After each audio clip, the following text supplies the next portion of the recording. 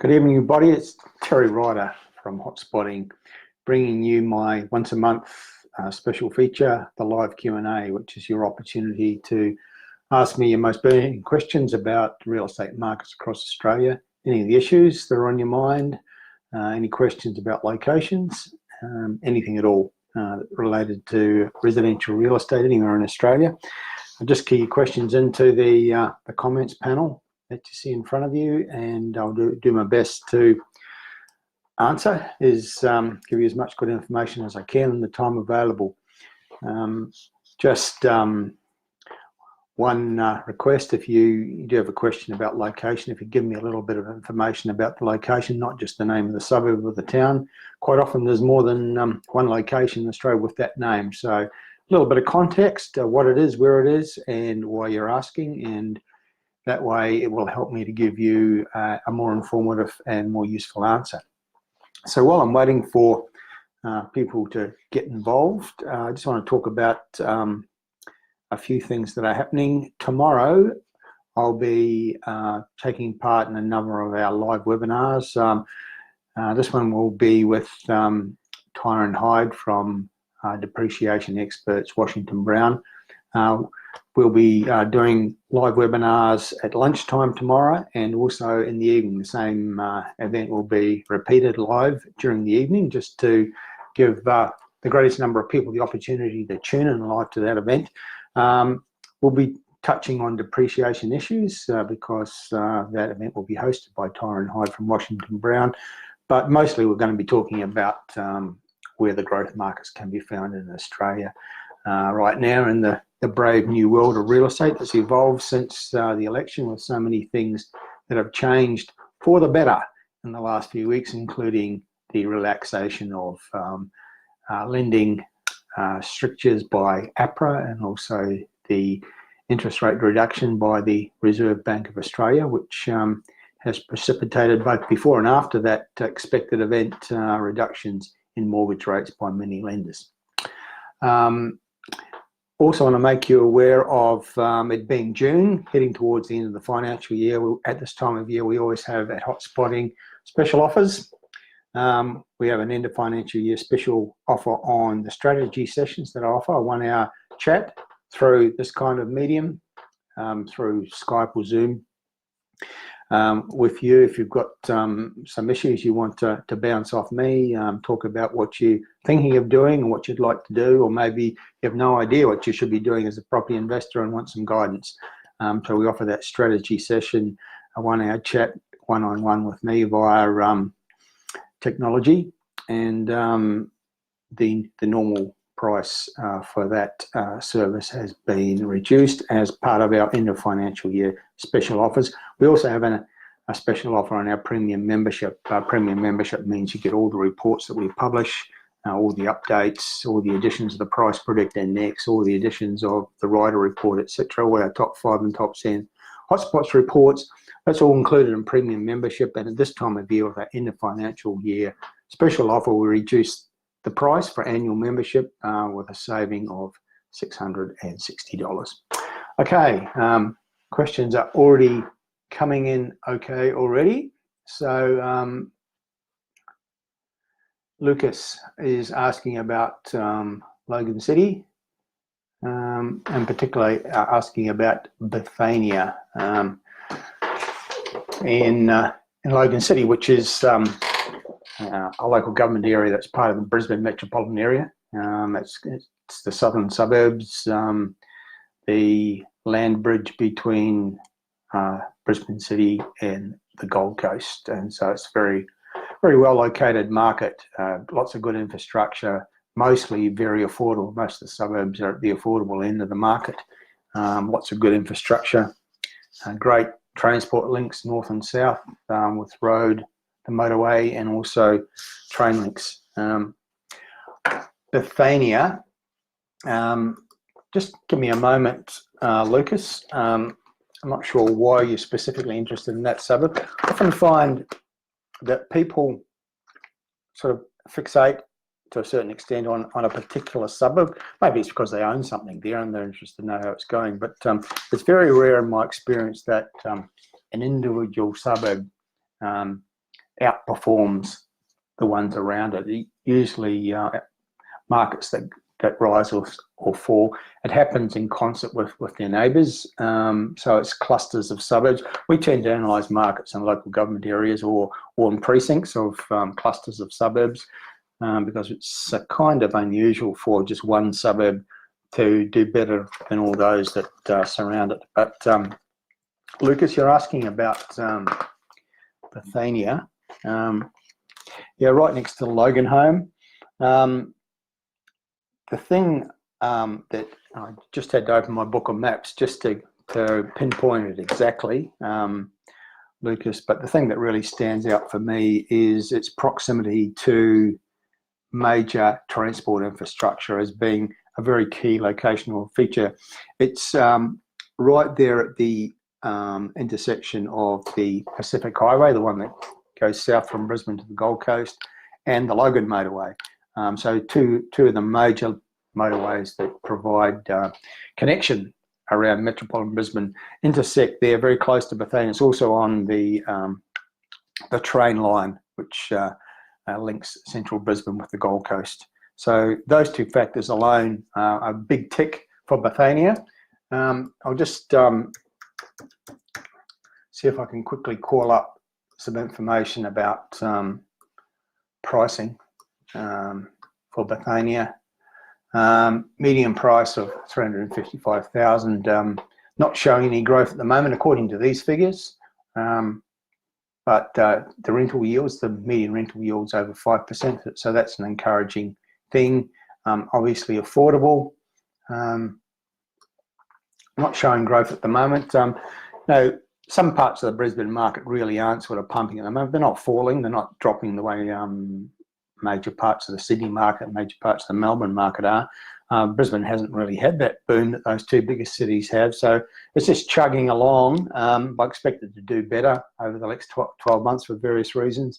And Bethania is well located, good solid suburb with affordability, train station and proximity to major highway. So I think it's going to, I don't see any reason why that area is going to be a boom market, but it's certainly going to be a solid one as we go forward.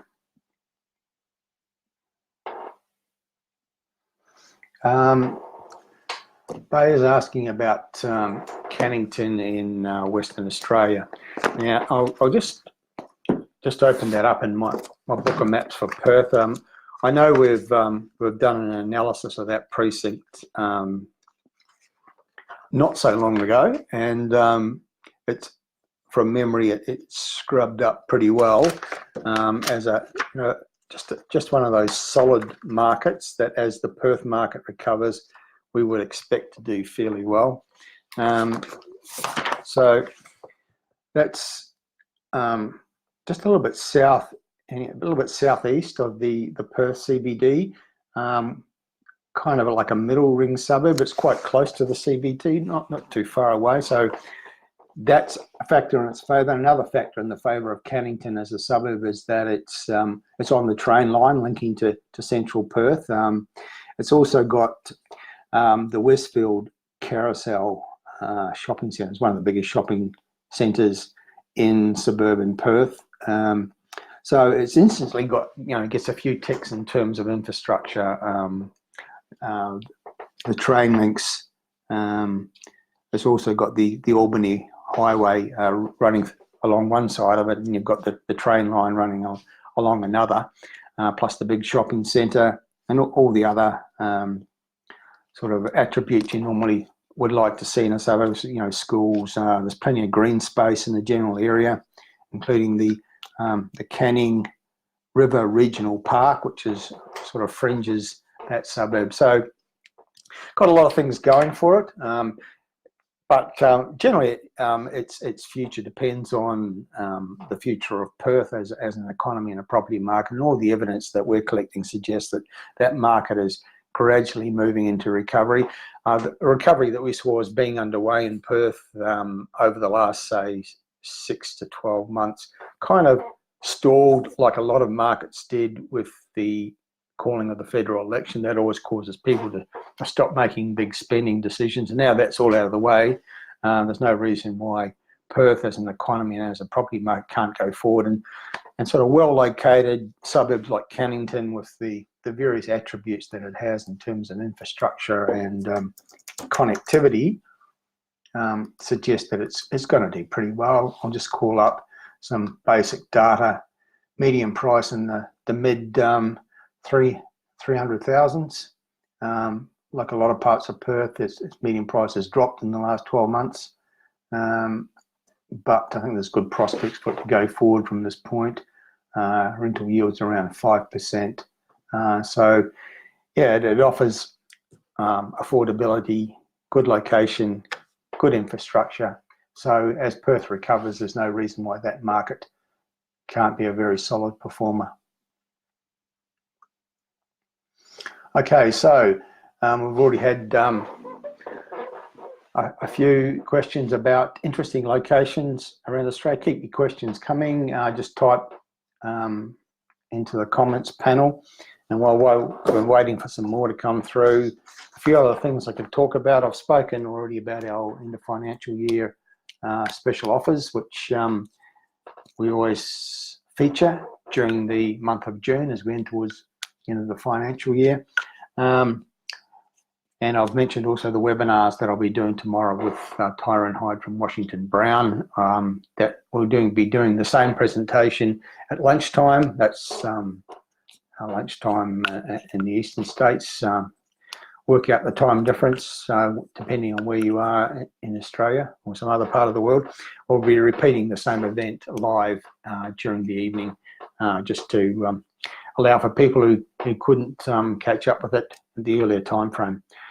So don't miss that. It's always entertaining talking to Tyrone, one of the great characters of Australian real estate, very, very knowledgeable about real estate generally, but particularly about those important issues of depreciation, which at this time of year, as we head towards the end of the financial year, people preparing their tax returns, people who have property investments should be thinking about their depreciation claims if they haven't already got depreciation reports from an organisation like Washington Brown.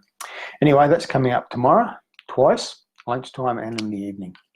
So tune into that if you can. Lucas, another question. Do you think cheap acreage blocks in Southern Downs, Queen's Warwick area are a good investment? Buying them without a dwelling and putting a small kit home over a few blocks. Okay. Look, I think Warwick is a location that has prospects. We've looked at it, we've included it from time to time in the last few years in our top 5 regional Queensland hotspots report, because it's interesting. It's an alternative market to Toowoomba. Toowoomba is a bigger regional city, not far from Warwick, inland from Brisbane, and a very important one. Warwick's a more affordable alternative. It's a pretty busy and vibrant and substantial regional centre in its own right. It's at the centre of a major agricultural area. There's plenty going on in Warwick. It's getting quite a lot of new development, people moving there, sort of a hill change sort of a situation. And as I say, an alternative, a more affordable alternative to Toowoomba. And so it just seems to me that it's got growth. Last time we looked at it, there's a few major events happening there. I seem to recall there's without being able to sort of go to our report on Warwick and give you more definitive information. What I recall is that there is, for example, a major, I think a solar farm project, like a sort of project that's an investment of $100 to $200 million from memory, happening in the vicinity of Warwick, which is connected with the University of Queensland, where it's going to provide a major source of the power needs for the University of Queensland in Brisbane. So just one example that I recall is happening amongst the major sort of infrastructure projects that are happening in the Warwick region. So there are prospects there. As to whether the strategy of buying small acreage blocks and putting small kit homes on them as a as a smart strategy. It's a little bit hard to say sort of off the cuff. Would need to take a more detailed look at it, but certainly the location's got pretty good prospects. It's pretty solid with potential for growth. So from that respect, not a bad place to be. Serena, noticed a lot of homes for sale on the Gold Coast and descriptions that indicate motivated vendors. Is this a sign of a property bubble bursting? Not so much a bubble bursting, I don't think, Serena. The Gold Coast market isn't pumping at the moment. It was going quite strongly in the lead up to the Commonwealth Games. A lot of people with a vested interest like to put out publicity suggesting that the Gold Coast market was going to boom after the Commonwealth Games because of the focus that the Commonwealth Games brought.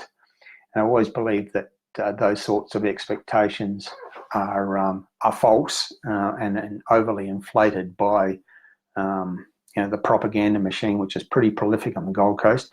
Where the Gold Coast did have a mini boom was in the lead up to the game, because all the construction activity, the infrastructure that was happening pre-games, a lot of it in connection with the running of the games, but not all of it. The light rail, etc., was happening anyway.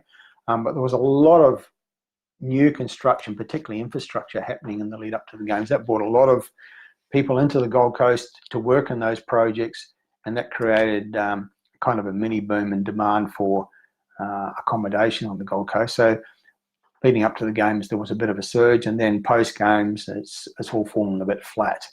And right now, it's not really a pumping market.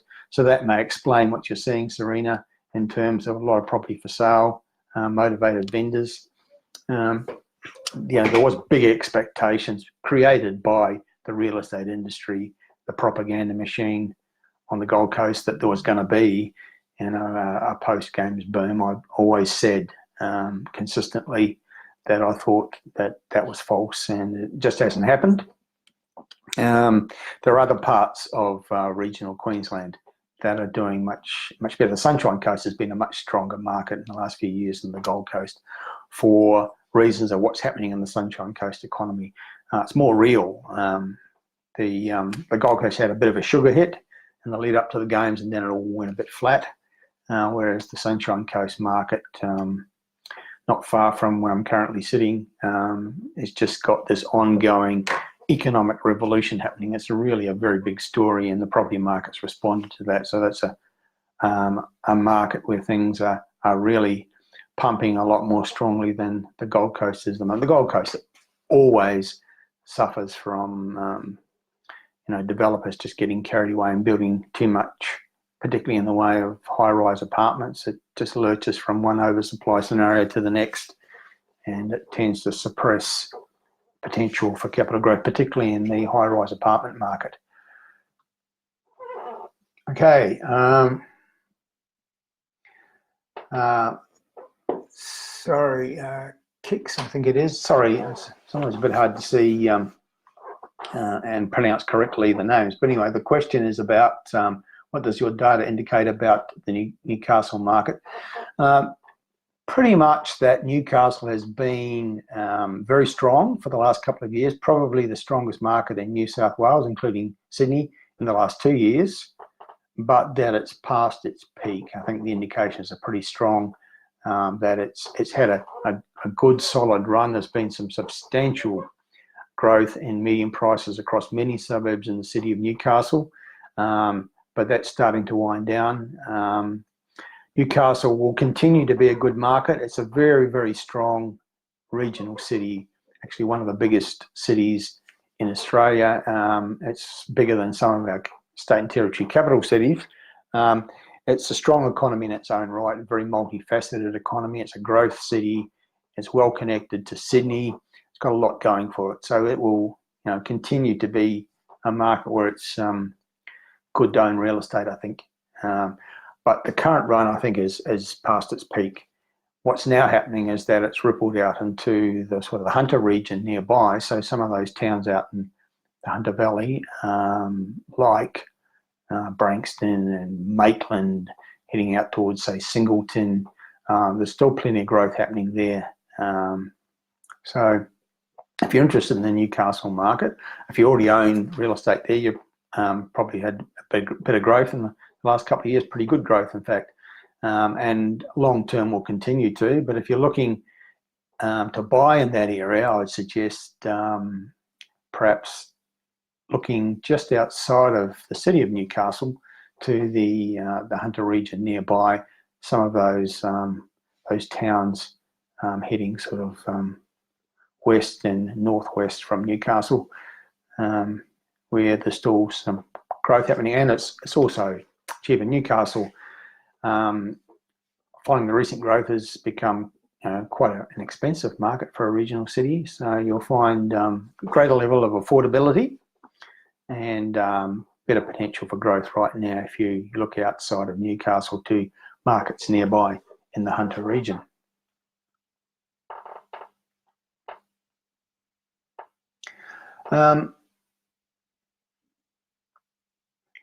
Okay, Bay asking, what's your view of special disability accommodation as part of the NDIS as an investment? Look, I haven't specifically studied that, Bay, but I have had a number of discussions about that kind of specialised real estate. I will suggest a contact for you to have a chat about that in a moment. But I think the thing about that, increasingly there is a market for that kind of specialised accommodation. New property that's built with the needs of special needs peoples in mind, so it needs special design features.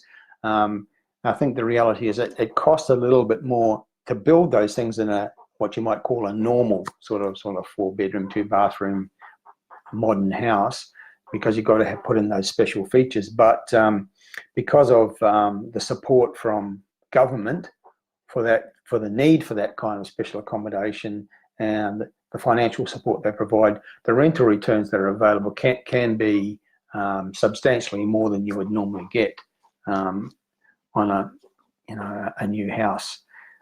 So it's worth looking into. I'm not particularly expert on it, but people who are, 000 property, which is one of, we have a panel of partners with the Hotspotting website, businesses that we know pretty well and trust and happy to recommend to people, people that we do regular webinars with, like the one I'm doing tomorrow with, or the two, in fact, I'm doing tomorrow with Washington Brown. They're part of our panel of partners, but 000 are a property advisory firm, help investors get themselves into good quality investments, particularly with new property.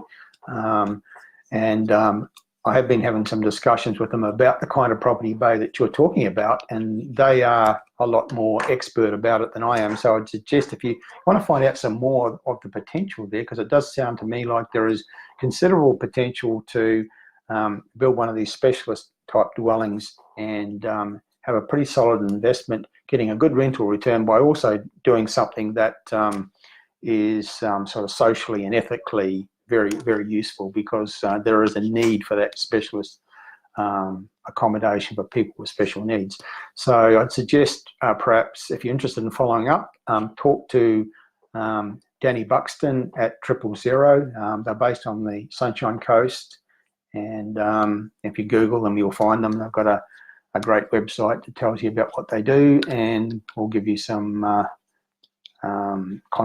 ways to contact them. So Danny Buxton from 000 will be able to answer that question for you a lot more accurately and definitively, and from a standpoint of expertise than I can.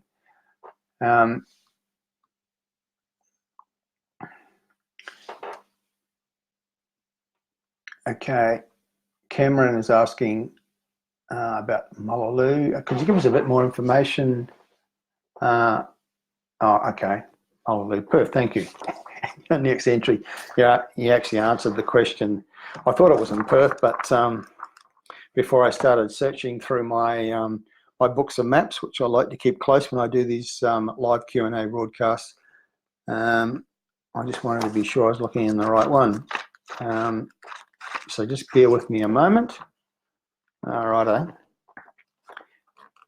Okay. I'm not sure. Again, I'm always wondering why people ask about specific suburbs. Is it because you live there, own an investment property there, or is it because you're thinking of buying there? Because I tend to think, as I said at the beginning of the broadcast, I tend not to think about individual suburbs so much as clusters, local government areas or clusters of suburbs, precincts, because if one suburb's rising, the one next door to it with similar qualities right next door to it is probably going to be getting some uplift as well. Mullaloo's part of the Joondalup local government area in the northern suburbs of Perth. Now that's a market that we really like a lot. We think there's great potential for the suburbs in that general precinct, sort of clustered around the Joondalup CBD. Joondalup is effectively an alternative CBD for Perth. It's a CBD for the northern suburbs, and its central business districts in the suburb of Joondalup has a university campus, TAFE college, hospital, major shopping, transport interchange. You know, it's just got everything that all those services that people generally need. And then clustered around Joondalup, you've got various suburbs like Heathridge, Belden, Connolly, Edgewater, and amongst that cluster we've got Mullaloo, the one that you're asking about, Cameron. And what we found in our, we do our quarterly town by town, suburb by suburb research right across Australia, and what we found was that during the recent downturn in the Perth market, which has been going on for the last few years, that Joondalup precinct was probably one of the areas most resistant to the downturn. It's held up pretty well. It's been solid, and now as the Perth market recovers, we're seeing some uplift in that market in terms of sales activity. Doesn't surprise us because it's got so much to offer in terms of infrastructure. Got the Mitchell Highway, it's got the train links, good infrastructure, a decent, good quality suburbs at reasonable prices. Mullaloo sort of part of that, but it's also quite close to the ocean, the Indian Ocean, and the beaches. So it's kind of like the best of all worlds, really. And it just it's always very revealing to just look at a map and just see where a suburb is and what it's close to and what it's got in terms of infrastructure. And Mullaloo's got the beach, and it's not far from all that other infrastructure that I talked about. And while we're talking, let's just call up some basic sort of price data about that suburb. Median price, a bit over 600,000.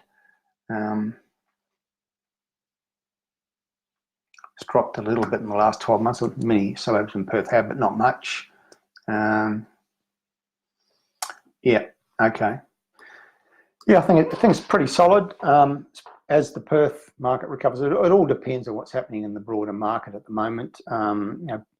Perth has been promising to recover for the last year or so, stalled a little bit by the federal election and all of that, and the fear created by the possibility of a Labor government with its negative gearing policies, etc. Now that that's out of the way, I think Perth can start to move forward again, and suburbs like the one you're asking about, there's no reason why that's not going to do well. Well located, got lots of good qualities, green space as well as the beaches, and close to all those other things I talked about earlier.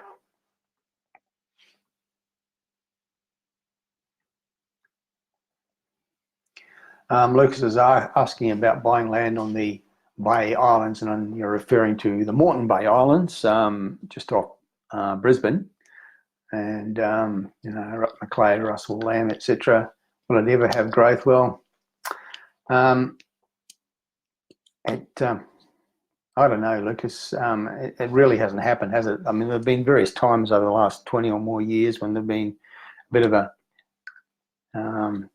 bit of excitement in media about places like that, the potential for them to become growth markets, but it hasn't ever really happened, as you sort of allude to in your question. Just call up Russell Island and see what it tells us. Yeah. So I don't know. I think it's about accessibility. You know, I guess it might be a good place to be if you're sort of retired on a budget and looking for lazy days in retirement. Nice place to be out there in the bay, but markets sort of need to be pumped by more than that factor, and it's about accessibility, isn't it? Getting to and from is the problem, and I think that tends to be what holds back markets like that. I mean, it's not like it's a sort of tropical barrier reef paradise type island. It's just island out in Moreton Bay. No doubt, nice place to live, nice lazy lifestyle, but really nothing sort of driving growth. There's no sort of passionate demand for it because people have the problem of getting from there to the mainland to work and shop and all those things. So if you look at the figures for Russell Island, the median house price is like 200,000, which is very, very low. There's nowhere in Brisbane nearby where you get anything that cheap. Most suburbs are median prices. Most suburbs of Brisbane, across the Brisbane metropolitan, have median prices at least above 300,000. And if you look at the long-term growth rate for Russell Island in terms of its capital growth rate, the 10-year average, is actually a minus figure. So it means in the last 10 years there's been no growth at all. And I think, yeah, it's hard to see what's going to change that. There would need to be a catalyst, and I just can't see anything that's going to make it any different going forward. Okay, Laura's asking about Doolandella, which is another question about Brisbane, down in the Logan City area, I think, in the south of Brisbane.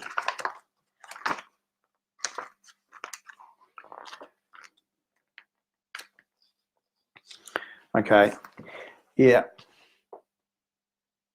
it's just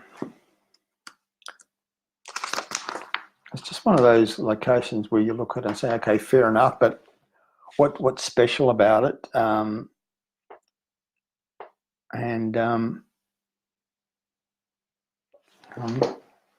can't really see that. You know, if the question is, you know, is this going to be a market that's going to take off? Is it going to show exceptional growth? It's actually difficult to see how the answer would be yes. It's just one of those kind of vanilla suburbs, I suppose, in a capital city that's good and solid. And if you look at its long-term general track record, it's okay without being spectacular. It's just chugs along with moderate growth rates. Median price 490,000. It's right next to Forest Lake, in the sort of the southern suburbs of Brisbane. It's, as far as I can tell, it's not on the train line, and it's quite some distance from the motorways. Just doesn't seem to have anything that really stands out about it. You know, if I was in the area looking for suburbs that you might recommend to people, you'd be looking for more of the basic infrastructure like public transport, being on the train line, being close to the motorways. Like not too far away is a suburb like Allen Grove, Carroll Park, where the Centenary Highway intersects with the Logan Highway. It's also on the train line. Those sorts of places, like locationally, have more going for them than a suburb like Doolandella. So yeah, I'm just not quite sure what motivates the question, whether you somewhere that you live or you might own some property there, but it just doesn't appear to have any, anything that's really going to drive growth in terms of existing or planned infrastructure. So, I mean, often it's about infrastructure. When you're looking at an area, is it going to show good growth? Is it going to outperform? It's firstly about what infrastructure does it have already, and secondly, it's about what's new and planned that's coming up there. What's going to make it exceptional? What's going to drive it forward and make it outperform compared to other parts of that city? And it usually relates to major events like infrastructure or the creation of a major jobs node that's going to make people want to live near there. So those are the things to look for. Okay, Liliana asking, what's your thoughts on the Melbourne market? Do you think it's on its way up again? If so, what sort of growth do you think it'll achieve in the next 12 months? Auction clearance rates have increased. Yeah. Look, I think it's probably, generally speaking, Melbourne's pretty close to the bottom. It's definitely been trended down quite sharply in terms of sales activity. In the last 6 months, it's dropped away a lot. And that's, not surprising. It went through a hell of a strong boom, very strong and quite prolonged. And inevitably, there's been a correction period. So we've seen the number of sales has fallen away a lot. And in some areas, prices have declined, particularly at the top end. There's parts of the Melbourne market which have held up pretty well. In terms of prices, the cheaper areas are still quite solid with pricing. There hasn't been any major falls in those more affordable areas, the outer ring areas. It's the top end of Melbourne that's actually fallen the most. The Turaks and the Hawthorns, the Canterburys, those sorts of suburbs where median prices are like 2 million or 3 million for a house. They've dropped 25-30% in the last 12 months. But Melbourne generally hasn't fallen that much, and there's some chunks of the Melbourne market which have actually not fallen at all, but have actually still continued to rise. But generally speaking, it's dropped a lot. I think it's now bottomed out, and the recent events that have happened that have an influence on property markets, the election out of the way, the end of the spectre of changes to negative gearing, that's all gone. APRA's made some changes that are helpful. Interest rates are falling. Media's turned more positive, and more analysts are saying, well, we think that's brought forward the bottoming of the market in places like Melbourne. So we can expect to see prices no longer falling at that rate. And you mentioned the auction clearance rates. They've certainly been improving in both Sydney and Melbourne in recent weeks. So that's another factor indicating that things are improving. But don't expect, we're not going to return to those boom time price rises anytime soon. That run has been had. So now it's going to be a question of finding good solid property with good bones in locations that tick all the boxes in terms of location, infrastructure, etc. And being patient and waiting for just the steady growth until the next big growth phase. But it's not going to happen, generally speaking, anytime soon, because those sorts of runs that Melbourne's just have don't come along that often.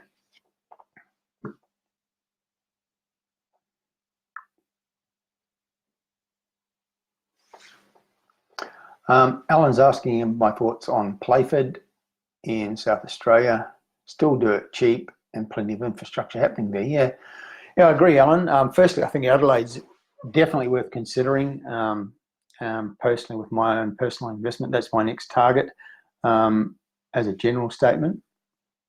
And amongst the markets that I think are worth considering are Playford, particularly if you're looking for a high level of affordability up in the northern suburbs of Adelaide. the two neighbouring local government areas, Salisbury and Playford, that's the most affordable real estate anywhere in capital city Australia. Some very, very cheap suburbs up there, very down market, some of them as well, but not all of them. Some good basic infrastructure up there, high level of affordability, and probably most important of all, there's lots of very, very major jobs nodes up in those northern suburbs of Adelaide. Just wanting to get the right book of maps so I can refer to a few things, but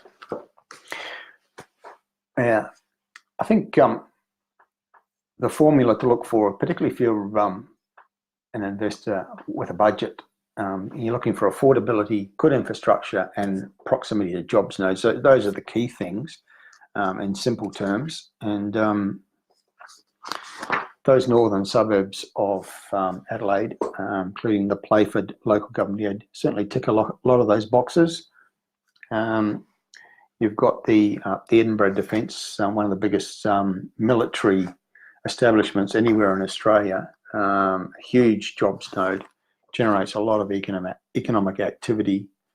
So that's up there in the north, and lots of sort of major industrial estates and logistics centres, which create a lot of jobs, and people like to live close to where they're working or rent close to where they're working. So the suburbs of Playford, includes the Elizabeth suburbs. Some of those have median house prices below 200,000, but down market and stigmatised, and it scares some investors and home buyers away. But there's some areas are better than others up there, and it's a case of finding the good areas with the good infrastructure and perhaps a slightly higher standard, and focusing on those. But yeah, lots of infrastructure, train line, good road links, high level of affordability, close to the Edinburgh RAF base and the General Defence Precinct there, and other major jobs nodes up in the north of Adelaide. So it's an area that, as I begin to focus personally more on Adelaide, that I will consider. There are all sorts of opportunities in those markets, including ones where you can not spend a lot of money and get a property where you can do some value-adding redevelopment, small redevelopment or subdivision, if you get the right property with the right land size and the right zoning. So there's plenty to recommend that area, despite its the negative perceptions that some people have about it.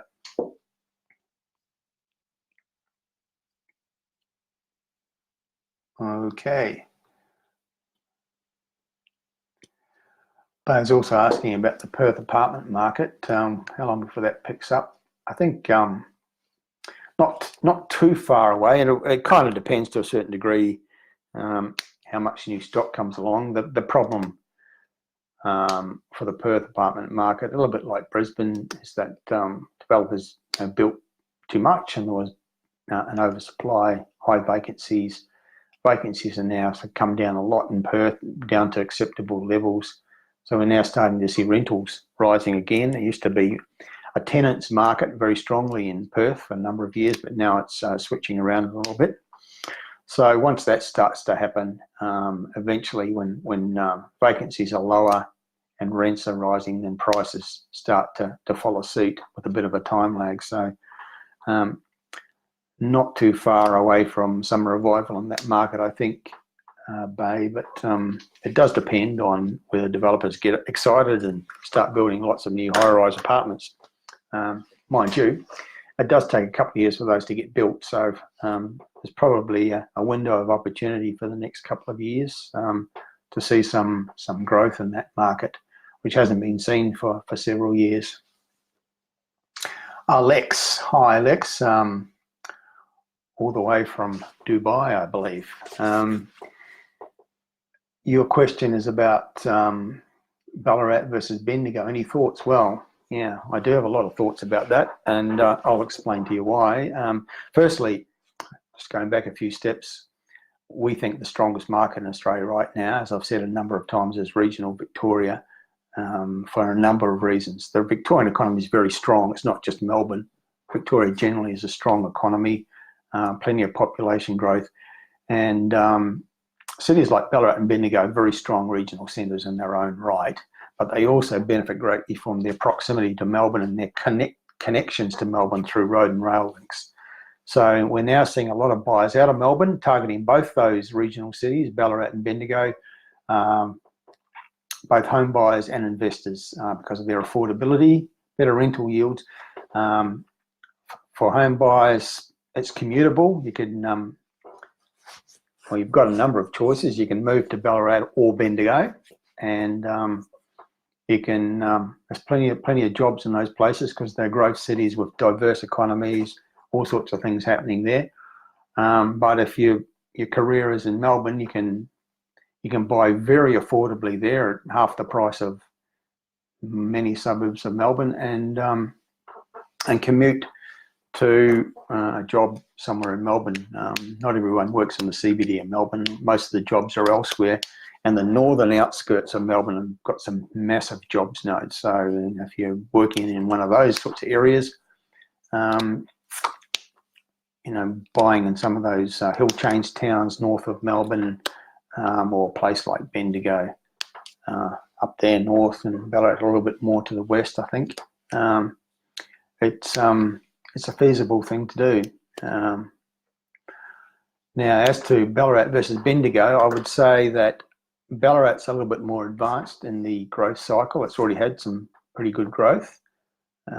Still worth looking at, but I recently had to make the choice that you're referring to, Lex, between Ballarat and Bendigo myself, as a personal investor, and I chose Bendigo because I felt that the two cities have very similar qualities, but Bendigo I felt had more upside because it was less advanced in the growth cycle than Ballarat was. I hope I'm proven correct in that regard. Bendigo is starting to show some good price growth, but Ballarat's sort of ahead of it.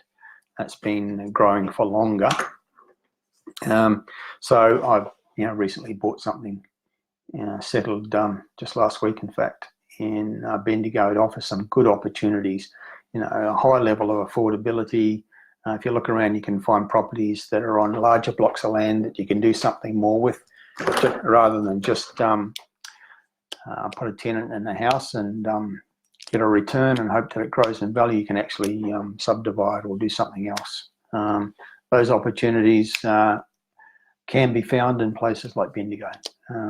So the choice I made was Bendigo over Ballarat, simply because I felt it had was less advanced in the growth cycle and therefore had more upside in the next few years. But long term, they're pretty much of a muchness. It's hard to separate them. They both have great qualities, and I think they're going to be very solid performers going forward as part of that very vibrant regional Victorian economy and market, particularly the areas that are within commuting distance of Melbourne. Mark's asking about Goulburn. Can you see Goulburn really moving up above 10% growth? It always seems to average 5 to 7%, but it's much cheaper than Canberra. Well, if you look at long-term growth rates, Mark, there's not many places in Australia over the long term that actually do better than 5 to 7% as an average over, say, 10 years.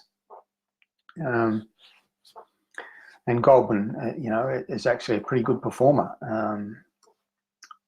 If you're looking for a location that's going to average more than 10% over a decade, then it's going to be a pretty long search, because there's very few places that manage that. They might very short term do it if there's like a suburb of Melbourne, there's been a recent boom, and so its average has been lifted, but as the years go by, that average is going to drop back again. So just looking at Goulburn median price, see, its average annual growth rate over the last 10 years is 7.3%. Now that's pretty good. There's, particularly for regional Australia, I mean, that's a very, very solid performance. and it's grown a further 5 or 6% in the last 12 months. Median price is now above 400,000, and so it's a market that's performing pretty well, and I expect it to continue to do so because of its firstly, it's in that growth corridor between Sydney and Canberra, but it's closer to Canberra, and that proximity to the capital, national capital, and the fact that it's a much cheaper city, much more affordable than most of the suburbs of Canberra, then Goulburn's always going to attract interest and demand, and it's got an economy in its own right. It's got its own things going on. It's got some multiple facets to its economy. It's got tourism. There seems to be a big wind farm industry sort of in the areas around Goulburn. It's got a major prison, which may not sound like an attractive feature, but it certainly is a major, generator of jobs and activity. But the big factor, I think, for Goulburn is that proximity to Canberra and the fact that people can buy there more affordably than Canberra and commute. So I think it's going to do pretty well going forward. But I wouldn't sort of be expecting it to average over the long term more than 10%, because I don't think there's very many places in Australia that do that. Maybe for short periods of time, but long term, no. So the long-term average that Goulburn's got, which is between 7 and 7.5%, is actually pretty damn good. If you're getting that everywhere that you own real estate, you'd be pretty happy.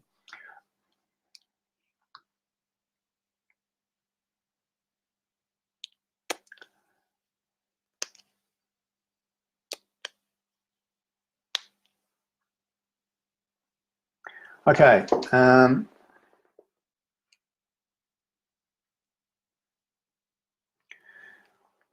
Yeah, Alan's asking more questions about Adelaide.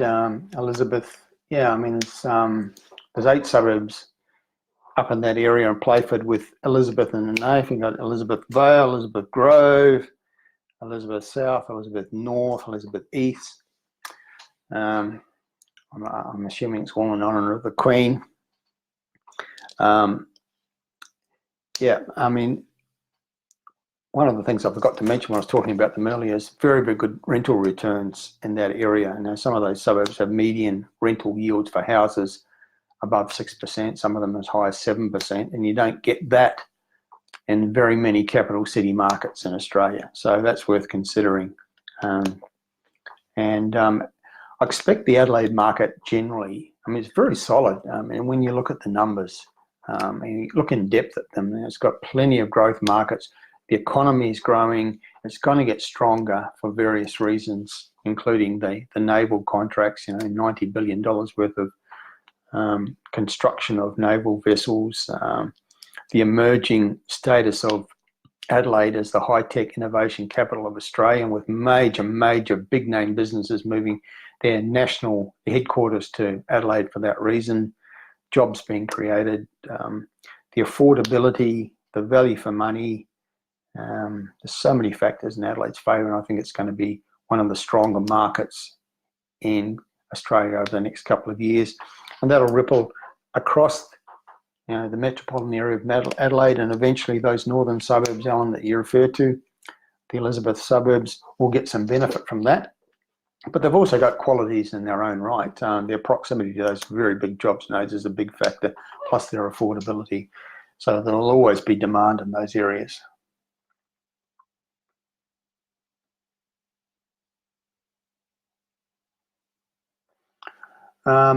Lex just asking some more questions about Ballarat and Bendigo, saying they've been historically been tied together, similar profile, similar growth, etc. What are the factors that distinguish them from each other, and which has the higher potential over the next 5 to 10 years? Yeah, yeah, there are some differences, of course. They're not the same place. They've got similar qualities. I think Ballarat's probably a little bit closer to Melbourne, and that might be an advantage. Bendigo, on the other hand, has got the new hospital, sort of $650 million new medical facility.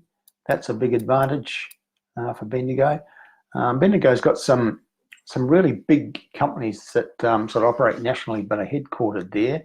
Big employers, and that's an advantage for Bendigo, like Bendigo and Adelaide Bank, one of the biggest banks in Australia after the big four. Then you come down to banks like Bendigo and Adelaide, headquartered there. A big company, Thales, I think never sure how to pronounce it, Thales, that is headquartered in Bendigo and makes vehicles for the military, and intends, right now it's working on a $1.3 billion contract it got to build vehicles for the army, I think it was.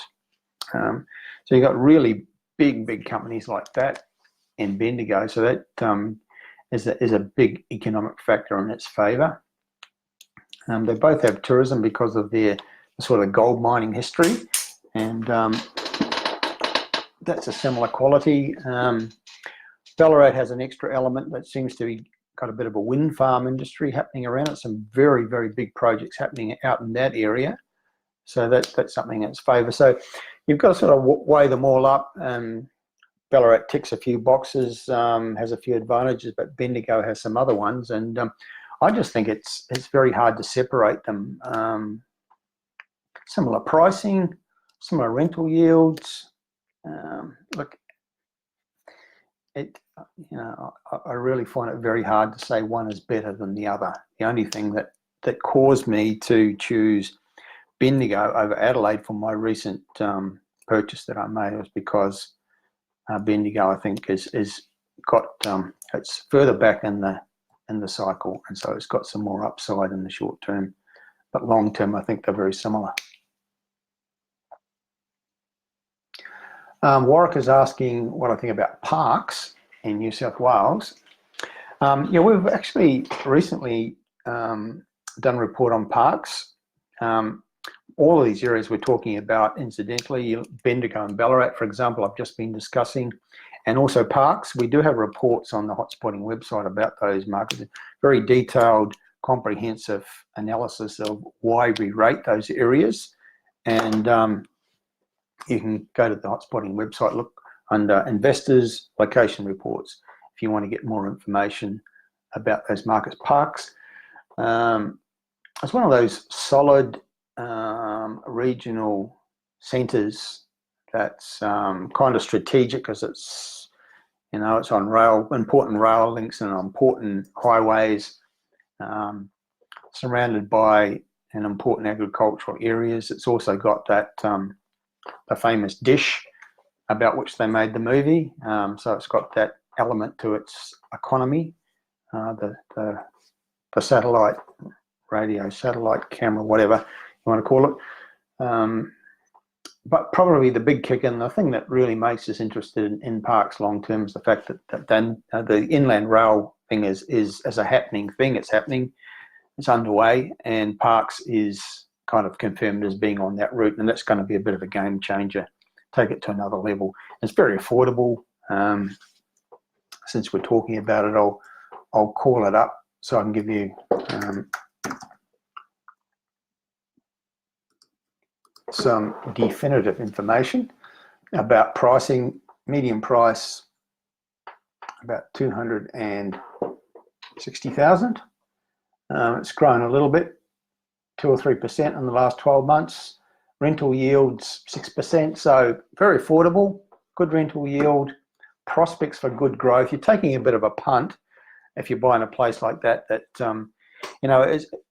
It's always going to be just a solid market chugging along until something exceptional comes along, like the inland rail link. Now you're taking a bit of a punt there. It's all going to happen as planned, and the impact that we think will happen, and that parks will go to another area, to another level, and become a growth centre. I think that's probably more likely than not to happen. So, those prices and for those rental yields, in the context of a bigger portfolio, might be worth having a look at. I think it's, as I said, we have included in some of our reports recently as a market out of left field that might be worth considering. And if worst comes to worst, it's probably just going to be a solid performer.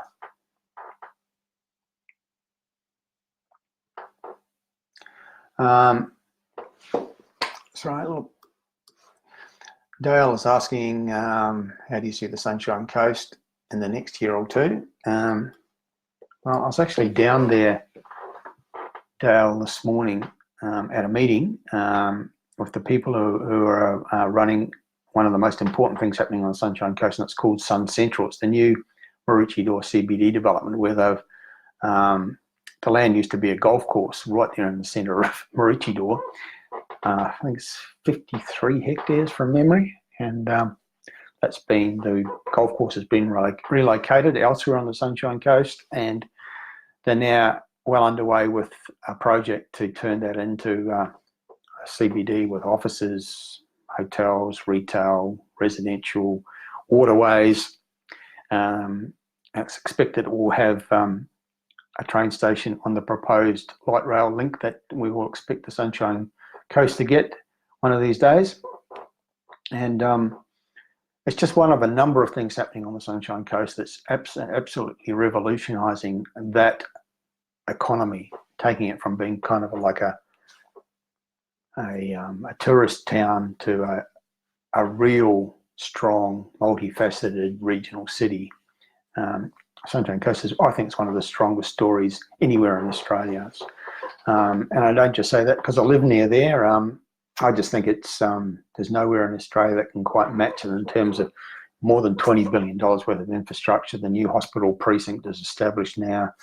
The airport has been massively upgraded, being turned into an international airport. That's underway. There's $1 billion being spent on the motorway right now, and the Sun Central CBD is coming along.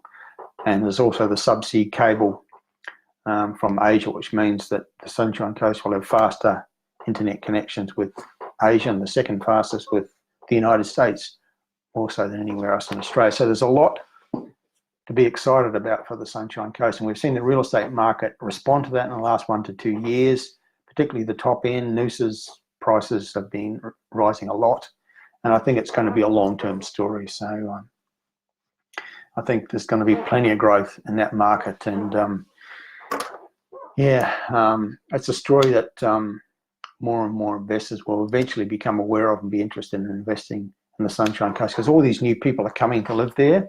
$2 billion hospital is not so long ago opened, and that's brought a lot of new people into the Sunshine Coast to live and work, many of them pretty well paid people. And that medical precinct is a work in progress. It's a $5 billion investment all up, and it's still happening.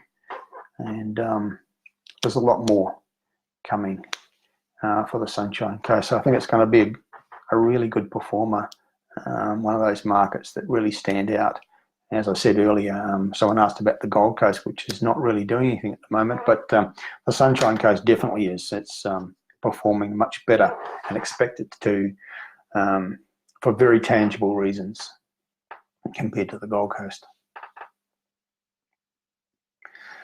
David saying, I've got a couple of properties in Dubbo. Should I hang on to them for the long term? Well, I reckon, actually, off the top of my head, David, without, quite often I get asked these questions, and the answer, there's no one right answer. It depends on your circumstances, but all other things being equal, would a person who owned Dubbo properties want to hang on to it long term? I reckon they would. I reckon Dubbo's really, really solid. It's the sort of place we've often featured Dubbo in our hotspots reports over the years, and it's going to feature again in the future. I don't have any doubt about that at all. It's just, Dubbo's, I really like regional Australia, personally, but also in real estate terms, very underrated. And right now in Australia, we keep getting told by our extremely poorly informed and sensationalist media that there's no growth happening in real estate in Australia. Prices are falling everywhere. It's just rubbish. And there's lots of growth happening in the Australian real estate markets. And most of them are regional Australia, and regional Victoria, I mentioned earlier, the strongest market in Australia, but the vast majority of the towns of regional New South Wales have rising prices right now, and Dubbo is one of those places. And it's been a good performer. It's probably never going to be an outrageous boom market, but it's always going to be very solid and safe. First thing you want as a property investor is safety. You know that your investment's going to be safe. Your value is not going to fall like we've seen happen in some of the mining towns. Dubbo's not a mining town. It's a multifaceted, diversified regional economy, very strategically located.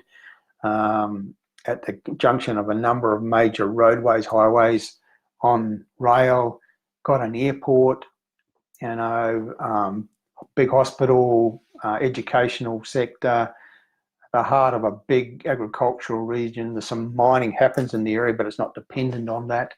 You know, it's just the epitome of everything that's good and solid about regional economies in Australia, I think. Long term, it's averaged over the last 10 years 5 or 6% per year as a growth average. Now that's pretty solid. It's not the best in the country, but you wouldn't be complaining too much if you'd owned real estate in Dubbo for the last 10 years and it's grown 5 or 6% per year on average, including 5% in the last 12 months, according to these figures. And the rental yields are sort of around about 5% as a median yield. So what's the median house price? 370,000. So affordable, good solid growth market, steady performer, good rental yields, a lot to recommend it. So if I don't know anything there, David, but if I did, my philosophy is you accumulate good real estate assets and you hang on to them.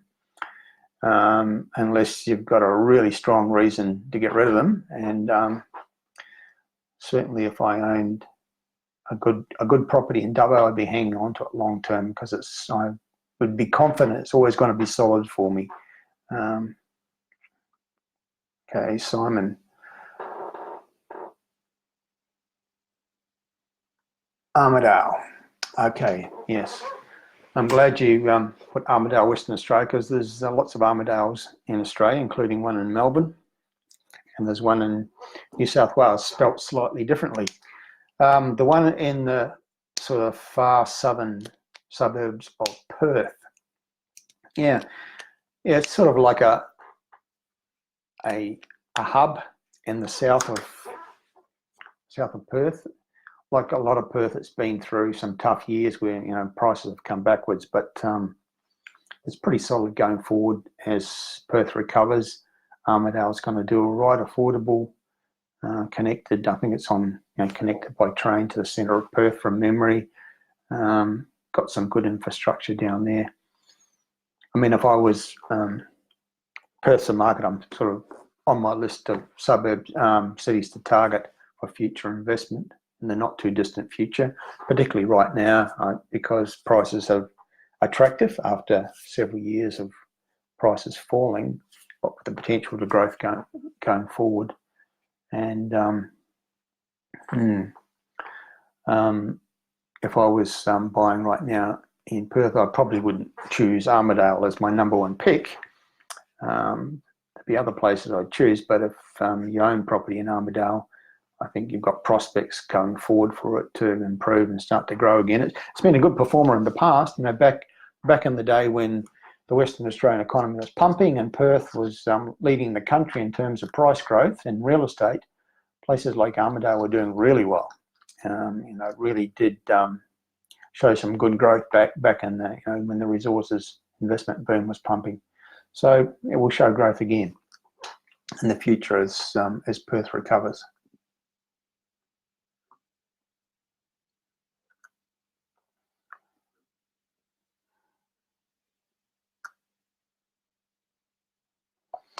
Okay, Kate, talking about you bought an investment unit in Clayfield that's in a northern suburb, upmarket suburb of Brisbane 7 years ago.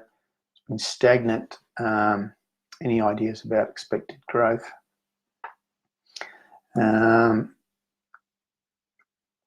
Yeah. I don't really, Kate, have any hard and fast ideas about that. But I'll just call up some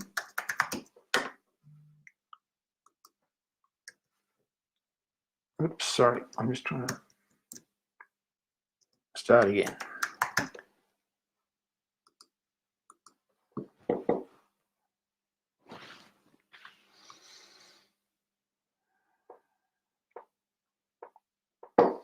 Okay, well, according to the median price data, Kate, for Clayfield in Brisbane, median house price has risen 4% in the last 12 months, but the median unit price has risen 8.5%.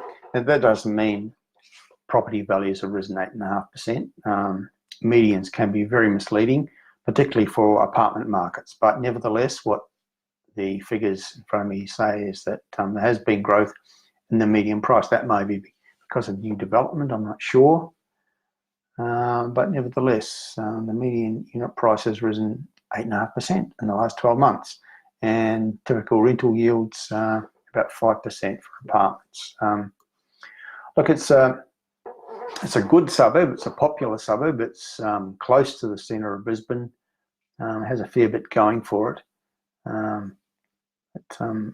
Apartments tend not to show as strong growth as houses on land. That's just as a general statement. And it might have been one of those markets in the recent past that's been targeted by developers, new developments happening, and that tends to suppress capital growth. But I really don't have any strong views about where it's going to go in the future. Without having a detailed look at it, I couldn't sort of be definitive about that. How are we going for time? My God, we've been going well over an hour already. No wonder my throat is starting to hurt.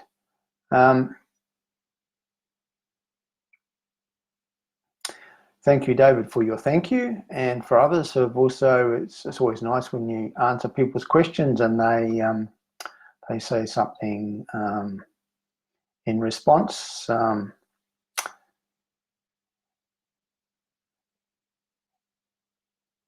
Okay. So it's, we've been going for about an hour and a quarter, and it's usually about the time when I start to think about calling a halt. If there's anybody out there that's got a burning question, now's the time, because it's getting very close to the time when I need to go and make a cup of tea, and maybe think about blobbing in front of the fire with a good book on this cold wintry night here in Maleny in Queensland. But I'll just see whether there's anybody coming in with one or two final questions before I bid you farewell.